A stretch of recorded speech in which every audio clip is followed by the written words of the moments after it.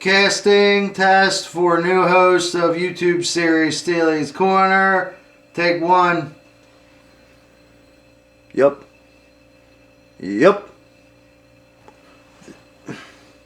Good God. Okay, take two. Yeah. Good job, guy. What? Help geek culture stay alive. Who writes this crap? I will defend this title at WrestleSlam. Sorry. Eliminator Series. Rumble in the Bank. Beautiful. And what the hell is a geek culture? A show? I am the heavyweight champion, AJ Styles. I don't even... What? $700. I don't know anything about John Cena's $700. Yeah, can I get somebody from tech support down here? Alright, take 8 or 9.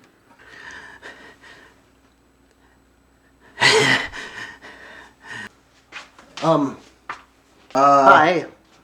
Who are you? Excuse me, I'm Terry. I'm from Worst Buy. I'm a member of the Nerd Herd. I heard you guys needed some tech support. Yeah, I have a 1:45 appointment with Mr. Poole. Ed Poole! Did you guys meet Terry?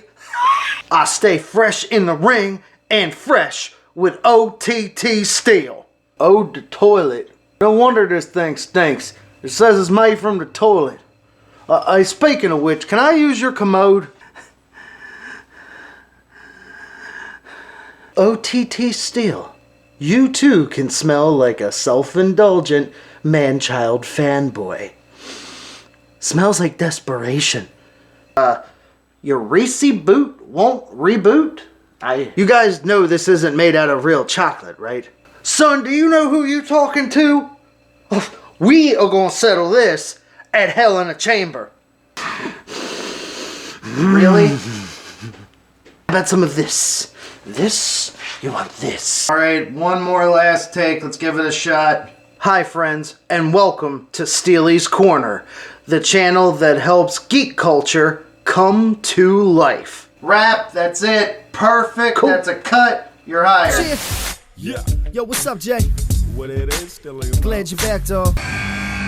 Oh, so you wanna roll with Steely Mo? The only dude on the mic with a killer flow. He get his dough when they all wanna kill him slow, but he gon' take you for a ride. So here we go. Oh, so you wanna roll with Steely Mo? The only dude on the mic with a killer flow. He get his dough when they all wanna kill him slow, but he gon' take you for a ride. So here we go. Oh, so you wanna roll with Steely Mo? The only dude on the mic with a killer flow. He get his dough when they all wanna kill him slow, but he gon' take you for a ride. So here we go. Thanks, Jay. Hey guys, and welcome back to this week's episode of Steely's Corner. This is episode 4, Casting Call, Deja-Who? In this episode, we're going to be exploring what happens when some choice casting, let's say, makes for some really good entertainment. From your favorite horror movie icons showing up in places you wouldn't suspect, to your favorite professional wrestlers being almost completely unrecognizable. Sprinkle in a couple superheroes, and what happens when 10 complete strangers find out that they have a whole hell of a lot more in common. That's right, guys. Just make sure you like, share, and subscribe, because here we go. Hulk Hogan in Rocky III. Dave Bautista in Guardians of the Galaxy. Dwayne Johnson in... well, everything. It's nothing new to have wrestlers in the spotlight in Hollywood films. So for this week, I would like to introduce a new segment to you guys called Outside of the Ring, where we take a look at wrestlers and wrestling personalities alike venturing into other fortes that don't exist inside of the squared circle. Specifically this week, we're going to look at unlikely casting of wrestlers in roles that you may not even noticed. Some are completely unrecognizable, and some, the good hardcore fan will pick up on right away. but I guarantee a couple are gonna blow your mind. So here we go, guys. The first installment of Outside of the Ring, Unlikely Cameos. Number 5. Diamond Dallas Page in The Devil's Rejects as Billy Ray Snapper. In 2005, Rob Zombie gave us a follow-up to his initial film, House of a Thousand Corpses. Mr. Dragula gave absolutely everybody in this film the living dead girl treatment, and DDP was no exception. Playing opposite of Grindhouse and B-movie heavyweight Danny Trejo, Diamond Dallas Page went from showing his $1 million smile to be covered with grit and dirt and scars in this completely gross out, grotesque, dusty, sweaty, and completely over-the-top film. Portraying a pair of down and dirty, gritty bounty hunters known as the Unholy Two, Danny Trejo and Diamond Dallas Page are hired to hunt down the movie's main antagonists, the Firefly family. Replacing that set of pearly whites with gunk and rot and just the most disgusting visuals that you could possibly put on a human being that takes such good pride in their appearance, to the untrained fan, Diamond Dallas Page looks almost completely unrecognizable. But just like him in real life, Mr. Billy Ray goes out with a bang. Number 4. Kevin Nash, Teenage Mutant Ninja Turtles 2, The Secret of the Ooze. The Master Blaster. Oz. Big Sexy. The Outsider. Diesel. Super Shredder. In 1991, just after the debut of the flatliner of a gimmick, Oz, and just before Kevin Nash decided to see if the WWF could run on Diesel power as its champion, he took a little bit of a performance-enhancing drug. Let's call it, the ooze. In Turtles 2, the Shredder is having his final showdown with our 4 heroes in the half shell after ingesting this ooze, the same substance that took 4 sewer-dwelling turtles and made them into walking, wisecracking ninja warriors. But once he drank it, it turned this 60-some-year-old Asian Darth Vader ripoff into, Kevin Nash wearing the Road Warriors entrance gear. It was scary, it was abrupt, and because his face was covered, you didn't quite know. So is that too sweet? Number 3, Kimberly Page, the 40-year-old virgin, speed dater. The former Mrs. Dallas Page had a almost blink and you'll miss it cameo in this Steve Carell 2005 raunchy comedy romp. While her husband was trying to flesh out the Firefly family over in Rob Zombie's flick, Mrs. Page was just, trying to pull some flesh out. We hadn't seen Kim in a few years until she appeared as a eligible bachelorette in a speed dating scene in this Judd Apatow flick. Pulling a Janet Jackson circa Super Bowl 38, she was almost completely unrecognizable in this role. No wonder she was unrecognizable. Nobody was looking at her face. Is it cold in here? Number 2, The Big Show, from The Waterboy, playing Captain Insano. The Big Show is no stranger to being on film, but in this Adam Sandler okay, alright, I'm kidding. Everybody knows that The Big Show was Captain Insano in The Waterboy, but I bet you didn't know the real number 2, The Big Show. Jingle All the Way, Huge Santa. Okay, this one's a little bit harder to catch. In this holiday flick starring the one and only Arnold Schwarzenegger, he portrays a dad looking for the number 1 Christmas toy in the entire world on Christmas Eve. Yeah, real good job. Arnie ends up having a run-in with a underground toy ring that is ran by a group of crooked Santas. And these con artist Kris Kringles refuse to give the Governator a refund whatsoever for his busted and bogus Turbo Man doll. The fight ensues. Enter Huge Santa. The Big Show up until this point had always been known as kind of a bigger, burlier guy with a large belly, but he slimmed down and really worked it out for this role. He was in one of the best shapes of his entire life, honestly up until recent years. But with the white beard and the red hat on, you had no idea that that was the kayfabe son of Andre the Giant. Captain Insano shows no mercy. Now, I know some of you are saying, oh, well, that's interesting, that's cool, but I know some of you are going, duh, I knew all that. But that's why I saved the best for last. Unless you're a hardcore horror fanatic or super into this last superstar that I'm going to bring up, you probably had absolutely no clue that number one was Rey Mysterio in Freddy vs. Jason as Freddy Krueger. Yeah, I'm not making this one up.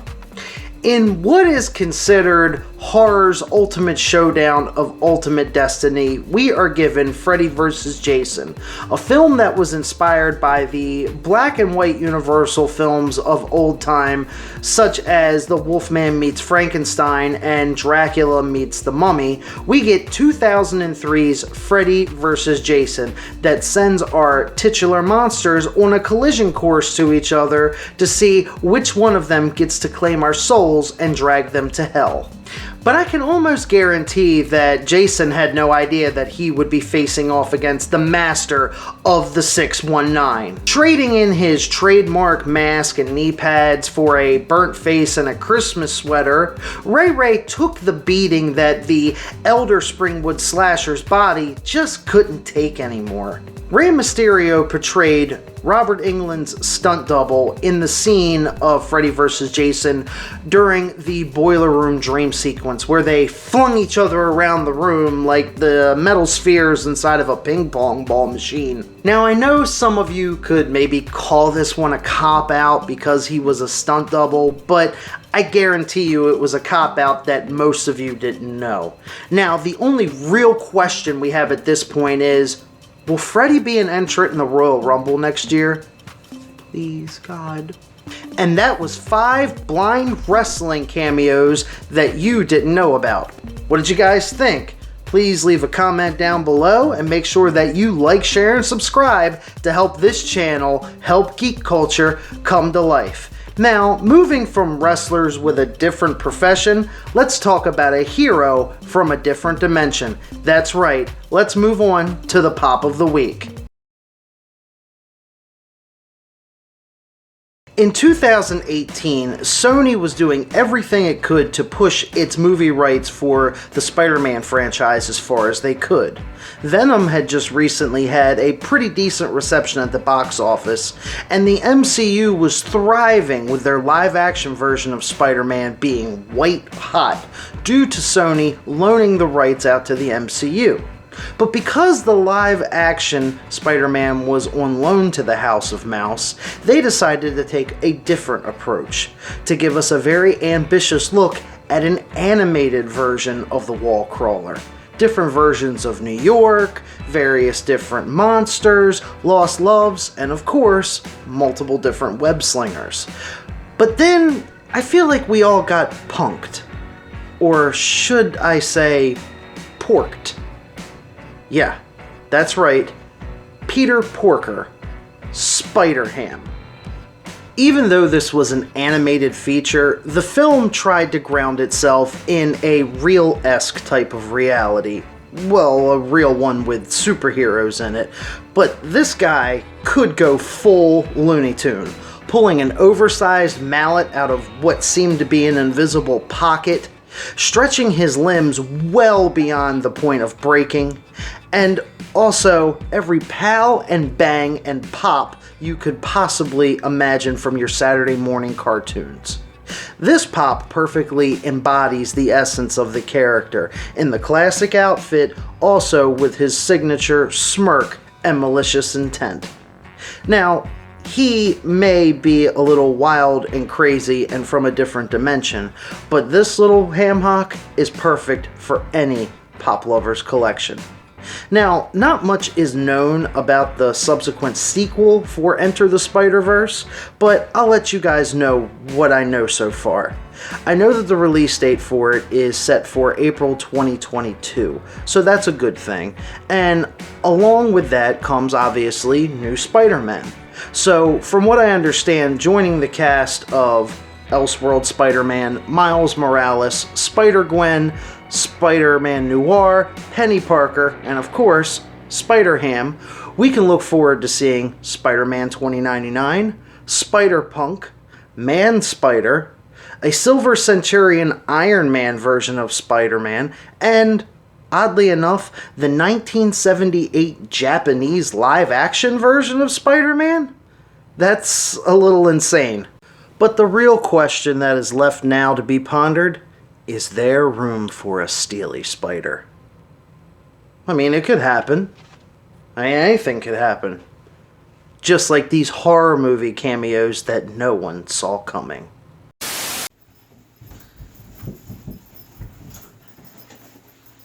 Oh my gosh, it's Spider-Man. Can I get your autograph? Kid, do I look like Spider-Man to you? Yes. All right. I'm sorry. Here.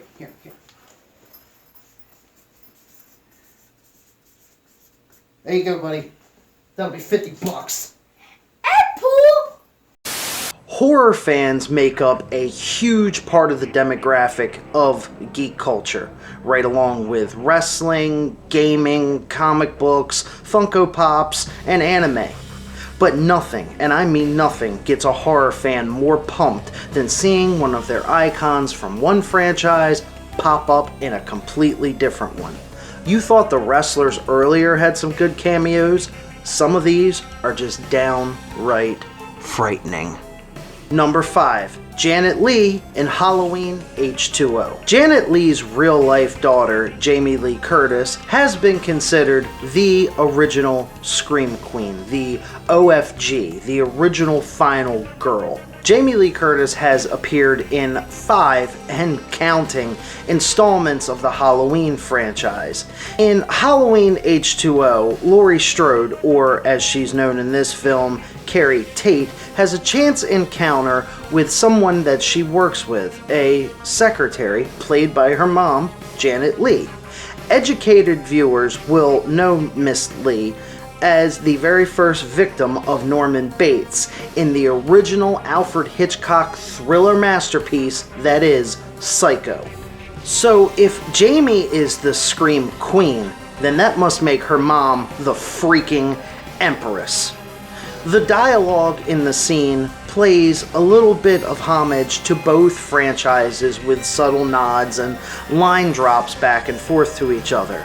And you can even hear subtle hints of the original Psycho score echoing in the air as Jamie's mom exits the scene. Hail to the Queen, baby. Number 4, Linda Blair in Scream. This one is a little bit missable because the days of Linda Blair's fame had her covered in green, cracked skin, yellow eyes, having a fetish for crucifixes, and what can only be described as a disposition to vomit split-piece suit. But we all know Linda as Regan, the poor little girl who was possessed by the demon Pazuzu in the horror movie masterpiece The Exorcist, which in some circles is still known as the scariest movie ever made. But if you take away the Campbell chunky soup projectile and put her in a pantsuit and maybe fix her hair a little bit, she blends in with the crowd as one of the reporters covering the Woodsboro murderers in Wes Craven's seminal slasher classic Scream. With that being said, I want to see Ghostface try that phone crap with Captain Howdy. Who do you think's gonna win that conversation? Number 3, Sigourney Weaver, The Cabin in the Woods. Miss Weaver is horror royalty. From sci-fi to horror comedy, anything out of this world or off the wall seems to draw this 80s video vixen out to play. From taking on the Xenomorphs in the Alien franchise, to being the gatekeeper in the Ghostbusters films, to being an overgrown Smurf in Avatar, the strange and unusual seemed to make her out as a champion. And what better way than to showcase this than by making her the boss of an evil organization. She is set up as the chairwoman in the cabin in the woods, and she is the last thing standing between the world's utter destruction and the death of a virgin and a pothead. That's right, there is no Dana, only Zool, bitch. Number 2, Donnie Wahlberg, The Sixth Sense.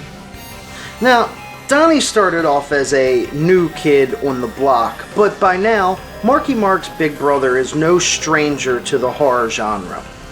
After having starring roles and supporting roles in the Saw franchise, Dead Silence, and Dreamcatcher, in his early career, he gives a performance that left us really shaken, and to be honest, a little bit hungry.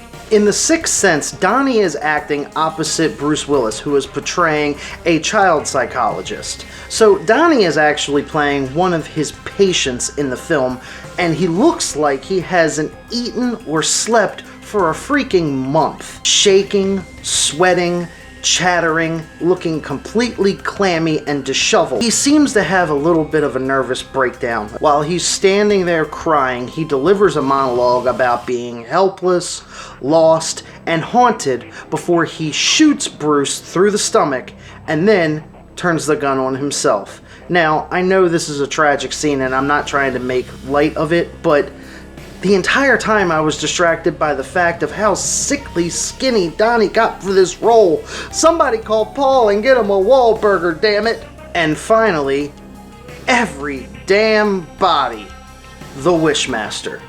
In this 1997 Wes Craven production, it is completely filled to the brim with horror movie royalty. I mean, stacked. The flick is centered around an interdimensional demon, which is essentially a genie, but this genie is known as a djinn. He'll grant you your any wish with a deadly twist. If you wish to be rich, prepare to be killed by a complete truckload of money coming down and crushing you to death. But I don't even think the djinn was ready to deal with so many cameos. We have absolutely everybody in this thing. From Tony Todd, who was famed as the Candyman, Kane Hodder, who was famed for playing Jason, Angus Grimm, who was known for the Phantasm movies as the Tall Man, Ted Raimi, which is the brother of Sam Raimi, the director of Spider-Man, but especially The Evil Dead. It even had special effects godfather and wizard Tom Savini in this movie. And of course, leading the charge, the Dreamstalker himself, the Springwood Slasher, Mr. Robert Englund, famed for being Uncle Freddy Krueger. This movie even had Vern Troyer in it. You know, mini-me. You know, meh. This movie was a horror movie cameo gold mine. But the really cool part of it was getting to see these big and bad titans of the industry, these icons, play the victim for once. It's very cool to check out. This movie has so many people in it, I even think I missed a couple. You should check it out, because we're just one big happy horror family. On to the next one. It's movie review time, baby.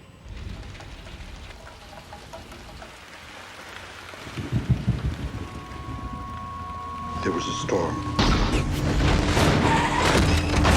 It was an accident. We had an accident. And we got stuck and we couldn't get out. We couldn't get out because of the storm.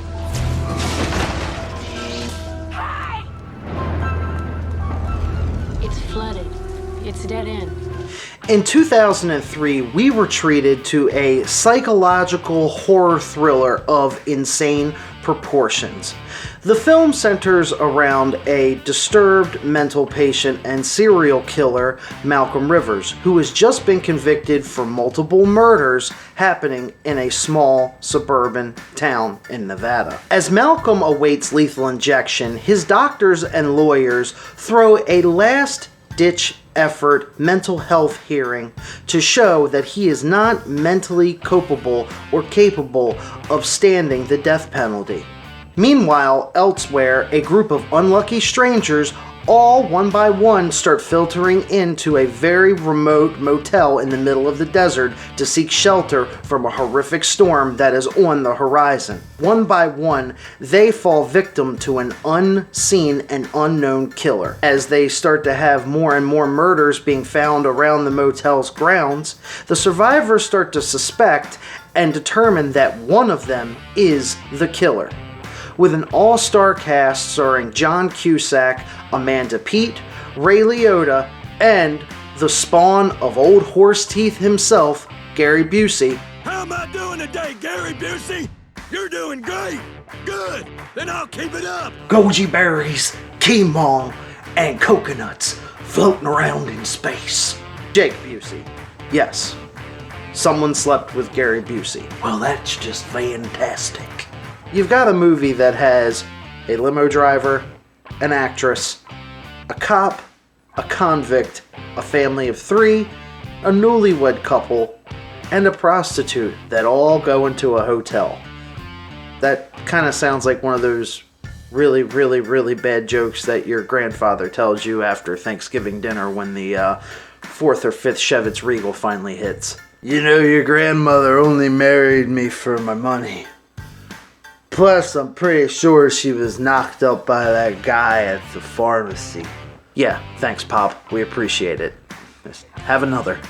So you mix in some suspense, a whole lot of mystery, some pretty gruesome imagery, and a couple little dashes of black comedy.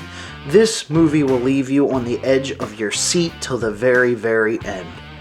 Now, you may be asking yourselves, well, what the heck does a prostitute and a chauffeur and an actress and a newlywed couple have to do with the mental patient? Well, that's the big twist that you have to wait to the very end to find out. With what I consider a criminally low 68% on Rotten Tomatoes, this little hidden gem of a film is on demand on Encore subscription, and Hulu this month for your viewing pleasure. So, what's going to happen with the 10 strangers and the mental patient? Like I said, you got to check it out to figure it out. And like I said, the twist will blow your mind. To the point, just like Sleepaway Camp, you're going to almost want to stop the movie at certain points and have an open discussion about what it is that is going on with the people that you're viewing it with, unless you're watching it alone, which I don't really suggest. Maybe at least invite your pop over. So on my patented 5 out of 5 movie rating scale, I give Identity a 4 extra minutes that you will need to figure out what exactly is going on with the twist ending and to call Pop an Uber. Oh God, it's warm. Guys, that'll bring us to the end of this week's episode of Steely's Corner.